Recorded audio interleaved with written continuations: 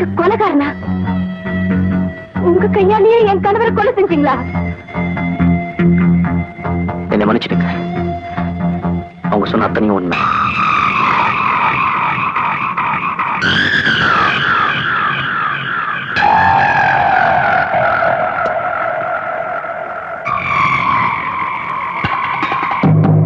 அம்மாவை டாக்டர் வீட்டுக்கு தூக்கிட்டு போங்க. வாங்க கோபி. என்ன கதை?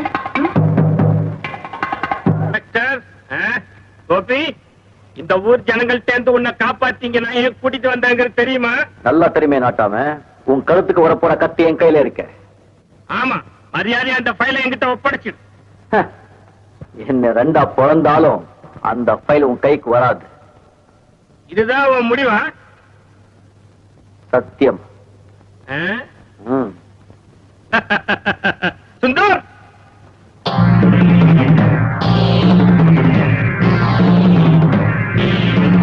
இல்ல கோபி, பங்கு பணத்தை தரமாட்டேன்னு சொன்னில்ல, அதனாலதான் உன் எதிரியோட நாங்க கூட்டு சேர்ந்துட்டோம். எப்படி இருக்கு எங்க கூட்டு? ரொம்ப நல்லா இருக்கு.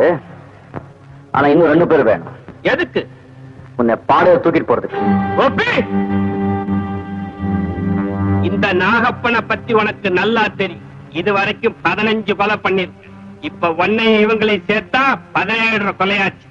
எத்தனை கொலை பண்ணாலும் தூக்கு ஒரு தடவை தான்.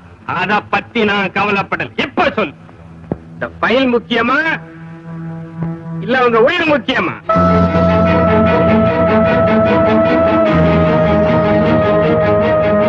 சுட்டு தள்ளுகிறேன் உங்களை. இல்ல,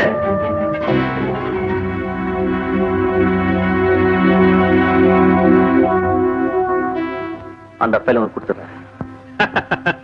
கோபி, இப்பதான் நீ புத்திசாலி. நான் வர்ற வரைக்கும் அவங்கள ஜாக்கிரதையா பாத்துக்குங்க. போலாமா?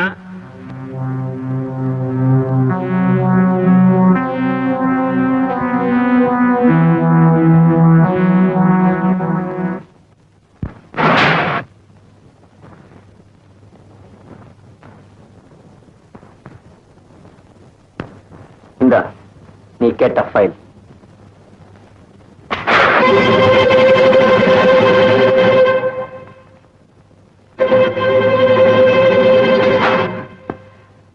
அவ்வளவு சீக்கிரம் இந்த ஃபைல் உன் கைக்கு வராதுனாகப்பா.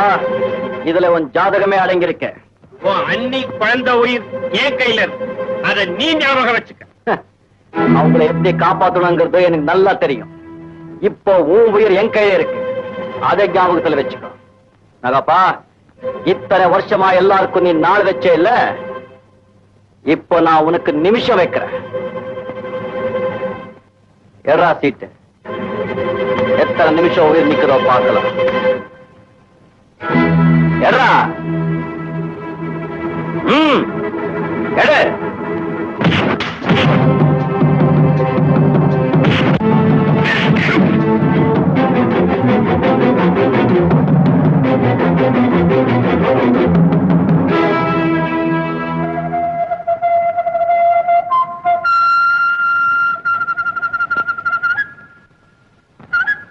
முடிஞ்சா எடுத்துட்டு போக சொன்ன, உன்னை முடிச்சுட்டே எடுத்துட்டு போறேன்.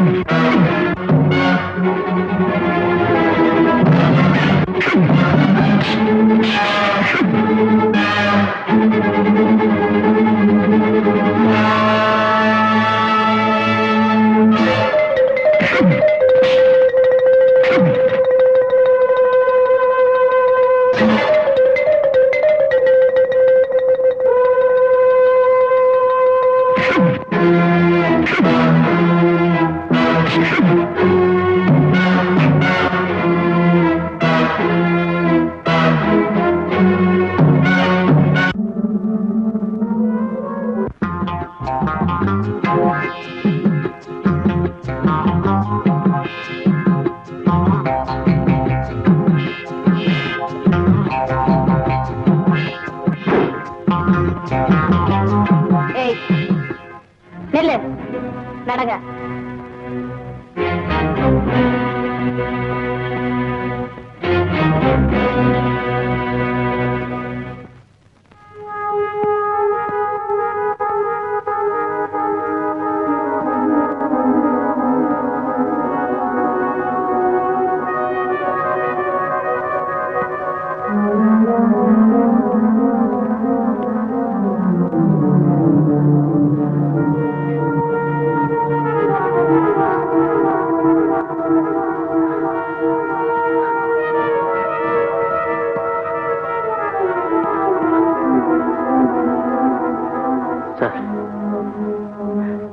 இது நாகப்பணம் சம்பந்தப்பட்ட ஃபைல்.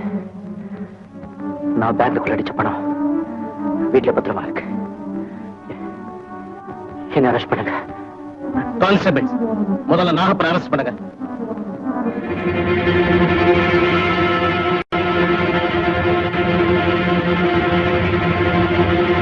நான் தான் கோபி, உன் அண்ணன்.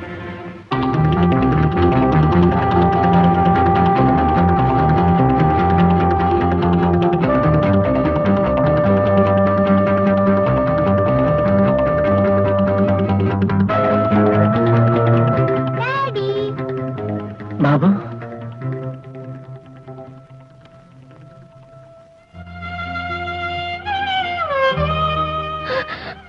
வந்துட்டீங்களா? உங்களை பத்தி என்னென்னமோ சொன்னாங்களே, உங்களுக்கு ஒண்ணும் இல்லையே? ஒண்ணும் இல்ல லட்சுமி. எங்க இவர் யார் தெரியுமா? உங்க தம்பி. பாக்கணும் பாக்கணும்னு இவ்வளவு நாள் துடிச்சிட்டு இருந்தீங்களே, அவரேதான். தெரியல லட்சுமி. கோபி, நான் அன்னைக்கு ரயில்ல இருந்து விழுந்து அடிபட்டு ஆஸ்பத்திரியில் இருந்தப்போ நீங்க இன்ஸ்பெக்டரா நடிக்கிற விவரத்தை சிஐடி ஆபீசர் கந்தசாமி மூலமா தெரிஞ்சுக்கிட்டேன். கந்தசாமி சிஐடி ஆபீசரா? ஆமா கோபி, நீ ஒரு போலி இன்ஸ்பெக்டர் ஆரம்பத்திலே தெரிஞ்சுக்கிட்டேன். இருந்தாலும் நீ இந்த ஊருக்கு செய்த பல நன்மைகளை அப்பப்ப மேல் அதிகாரிகளுக்கு தெரிவிச்சுக்கிட்டு இருந்த. ஆமா, இந்த தகவலை வச்சுக்கிட்டு எங்க டிபார்ட்மெண்ட்ல ஒரு முடிவெடுத்தோம். நீ நல்லவனா மாறி சட்ட ஒழுக்கத்துக்கு கட்டுப்பட்டு சமூகத்துக்கு பயன்படும் போது உன் சேவையை நாங்க ஏன் பயன்படுத்தக்கூடாதுங்கிற எண்ணத்துலதான் இந்த பரீட்சையை நடத்தணும்.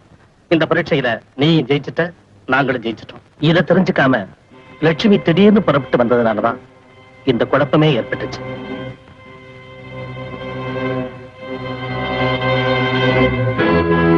கோபி, உன்னை சட்ட விரோதியா சந்திக்காம ஒரு நல்ல மனிதனா பாக்குறதுல நான் ரொம்ப பெருமைப்படுறேன். ஆனா ஒரு போலீஸ் அதிகாரியா நான் என் கடமையை செய்யறேன்.